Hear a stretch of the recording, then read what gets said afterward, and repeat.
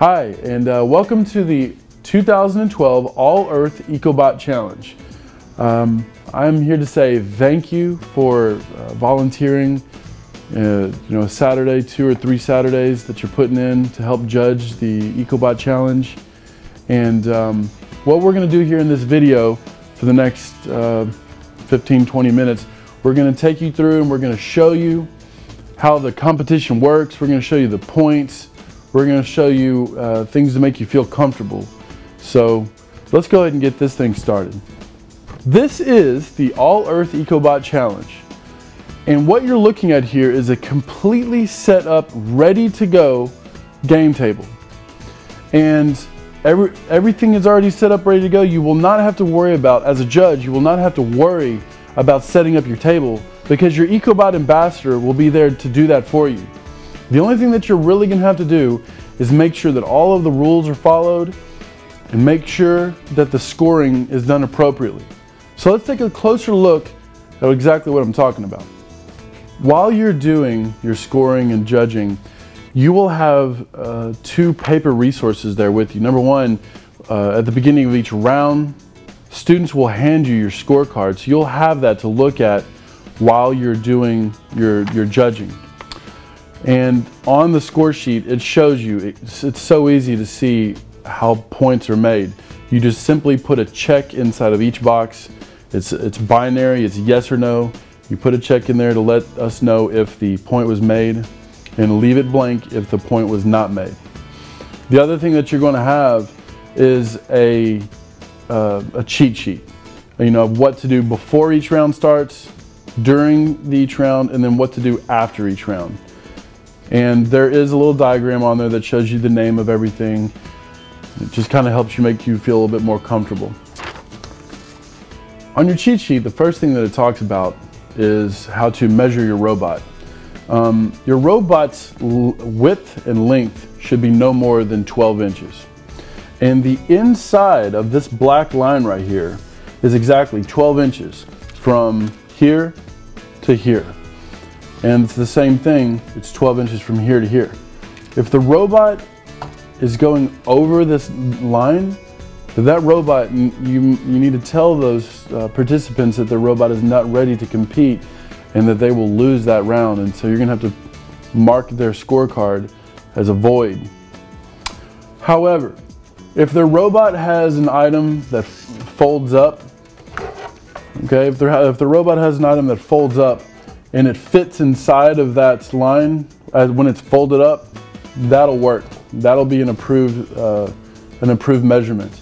To measure the 16 inches of height limitation, you will have a measuring device that will help you understand how high the robot can be. As for what the robot is made out of, the robot will be made out of material that looks a lot like this. And it's all Lego, okay? What you will see that each robot will have an NXT brain. There's only one of these NXT brains allowed on the robot. Next, you'll see some of these motors. Up to 3 motors are allowed on the robot at any time. You'll see that this robot here has 1, 2, 3 motors. If you ever see any more than 3 motors, this disqualifies them for that round, and you need to mark that on their scorecard.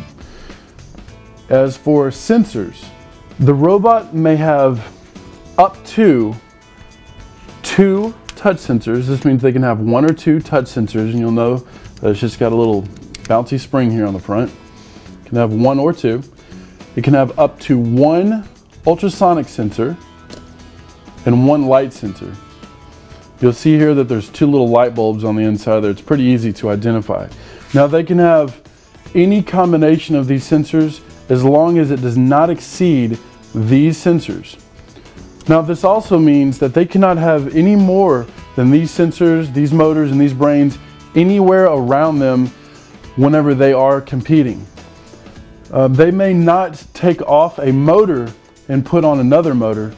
They must have, if they want to take off parts, it must be parts that are detachable like this. The only parts that are allowed to be removed from the robot are Legos, okay? Teams may not take off a part with a motor and then add a new motor. If they take off a motor, then it must be that motor that is put back on the robot. It's important that you understand that the robots move around the table autonomously. This means that the robot, it moves and it reacts all by itself. There are not any remote controls of any sorts allowed in the competition area. And beware, because sometimes cell phones can be used for controlling these robots as well.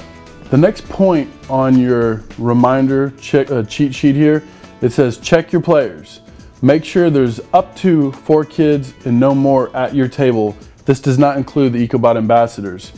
However, if one of the kids wants to leave the competition area, they can actually go tag another kid outside the competition area and another kid can come back. But if you see more than 4 kids that are on a team at your competition table, you will need to mark on your scorecard to take away one of their bonus blocks. Number 6 on your cheat sheet is to check the deliverables. Now, what are deliverables? The EcoBot Challenge for this year has 3 deliverable items, and deliverable means that it starts in home base and it's able to be delivered to other places on the competition table that are outside of home base. The deliverables may actually, the teams have a choice here. They can start the deliverables inside the white area, not overlapping the black, but inside the white area, or they can start the deliverables outside of the competition area and bring them in one at a time. This choice is up to the participants. Number 7 on your cheat sheet says check for computers at your table. Sometimes in the past there have been some students that have brought laptops to the competition tables with them, and students have actually been trying to send code to their computers. This is not allowed, and this is another way that you would be taking a bonus block away from a student. And you would see that on your scorecard. Make sure you put a big X on the scorecard where it says bonus block if you see a computer at a table. And also, at that point, you will need to ask one of the team members to take that computer back to the pit area. Now you're just about ready to start your timer and get the actual challenge going for the participants. You'll want to check your timer. Make sure it's set for 120 seconds. Have this in your hand, ready to go. And you're going to want to do 2 ready checks. Number 1 is a ready check for the participants. Ask the participants, is everything here on the table okay with you? Okay? Because there are a few things that they're able to manipulate. For example, there is one item that has the participants have an option on where that item sits. This option is the old motor, which is a removable item, and this item comes from this deck and it goes back to home base for points. We'll talk more about that later, but the participants may set this anywhere on the case as long as it's not touching the mat. This would not be acceptable. And they can have it upside down, on its side, it really doesn't matter. And now that you've done your participant check and the participants are okay with the way everything is set, no longer can the participants make any changes. Okay, now everything's concrete set. Your next ready check is the ambassador check. Ask the ambassador if everything is set the way that they are trained how to set them. The ambassadors know how to make sure that this thing is down and this thing is in the right position. They're going to basically make sure that everything is in its original starting position so that the participants have the best opportunity to score points. Now that you've got your participant check done and your ambassador check, you're ready to go ahead and go with a ready, set, go, and then hit your timer and start your 120 seconds. If the participants finish before the 120 seconds is over, that's okay. That's not going to hurt their score. That's fine. Go ahead and let them do that, and you go ahead and stop your timer and prepare for the next group. But if they do finish early, go ahead and go through their scorecard with them, and you're going to be doing your points after the time is over. Okay, let's take a closer look at the points now. Here we have the Maglev train. The Maglev train has 3 possible ways to earn points. And if you're looking at your scorecard, you'll see that the name of those items are magnetic forces, flip swing, and release magnetic grip. Okay, what are we talking about here? Well, the robot's going to actually have to come over here, and the first item that you see there is called magnetic force. the robot gets the points if the robot comes over here and tilts this little lever, and this little lever is pointing down. That does create this little maglev to slide over.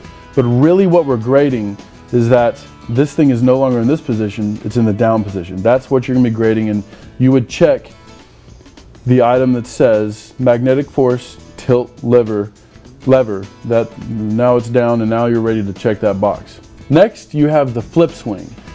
The flip swing starts off showing a road, okay? What the robot's challenged to do is come over here and change the way this looks so that there is a tree showing. You would put a check where it says tree showing if indeed the robot makes a tree show. The third item is called release magnetic grip. Right now there is a magnetic grip between these two magnets. And what you're going to try to do is the robot is going to push this lever right here. And once it gets far enough, the lever will take over and this little swing arm will come all the way backwards. And that's what you're grading. You're grading to make sure that this arm comes all the way backwards. Now you'll notice that it doesn't work like that if the maglev is still over here on this side of the piece. This item doesn't work so well. The magnet does not take control right there. But if this is over here, the magnet will take it and it'll pull it the rest of the way. Here we have the maglev train. The maglev train, as you can see, its starting position is this little lever's up. You're showing a road, not a tree. And this little arm right here is all the way pulled forward. There are 3 ways to earn points on your maglev train. If you're looking at your score sheet, you will see magnetic forces is first. What this means is that the robot would need to come over here and push this lever down. And of course, that would create a magnetic force that pushes the train. Next, you'll see the flip swing. If the robot comes over and shows the tree, then that counts as a score for the flip swing. And third, there is a release of magnetic grip. The robot is challenged to come over here and push this little swing arm until the swing arm locks into place behind the maglev. And all that you want to do on your score sheet is put a check mark if those items did happen. If you get to see the tree, then you just put your check mark. If this magnet swings all the way back, just put a check mark. And it's as simple as that. Here we have the Metro bus, which this is the bottom item on your scorecard. You will see that there are 3 different options on how a participant may score points on the Metro bus. The first item says lift bike. This is referring to this lever right here. If the robot successfully lifts the bike and this Lego is touching the mat, put a check mark under lift bike pull lever. Next item is delivering the bicycle from home base. To deliver the bicycle from home base, the robot's either going to push it or the participants are going to put the bicycle on top of their robot, and the robot's going to come over here and they're challenged to have this bicycle touching the black rectangle that my finger is following right here. What is not counted in that rectangle is this curved black line here, the diagonal line here, or the diagonal line here. To get the deliver points, any part, whether hovering or touching, the bicycle must be on this black box. And the last item on your Metro bus is called the push battery. What this means is if the robot comes over here and pushes the battery and this little green Lego pops up, points are made.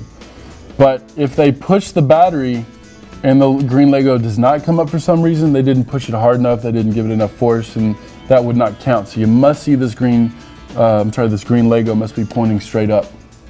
The first item on your scorecard is called the airport.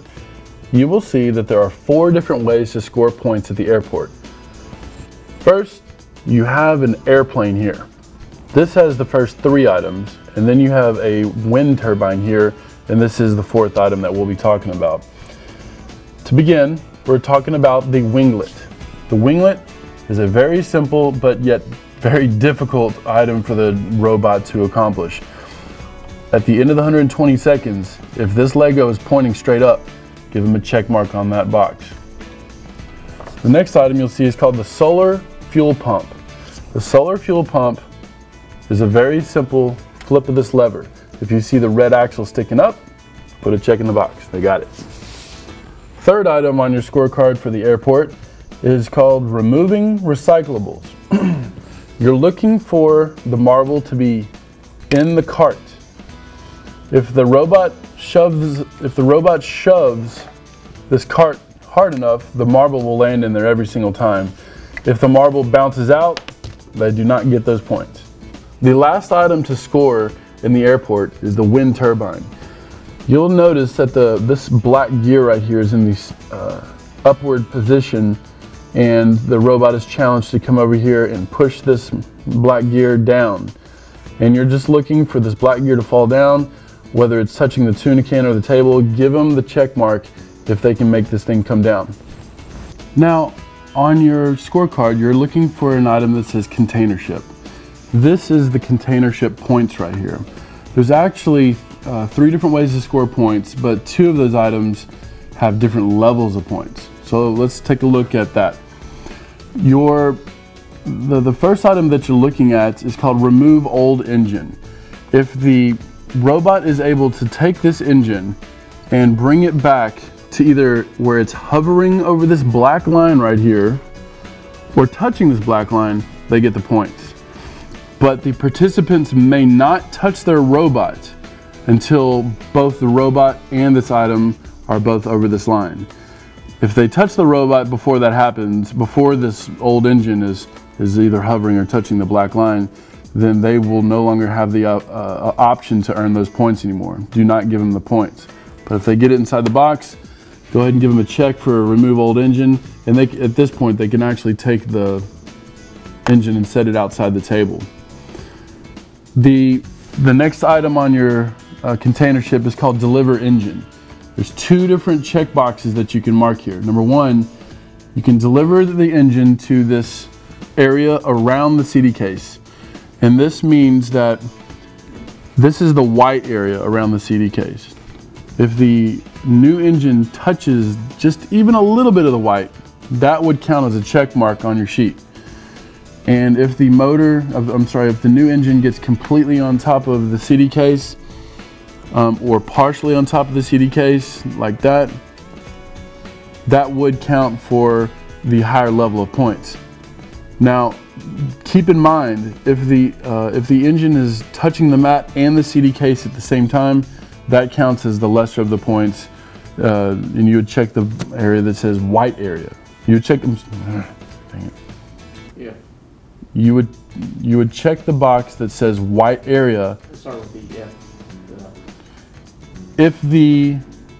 If the engine is touching the CD case and the mat, then you would check the box that says white area on deliver engine. And then finally, we have the solar panel.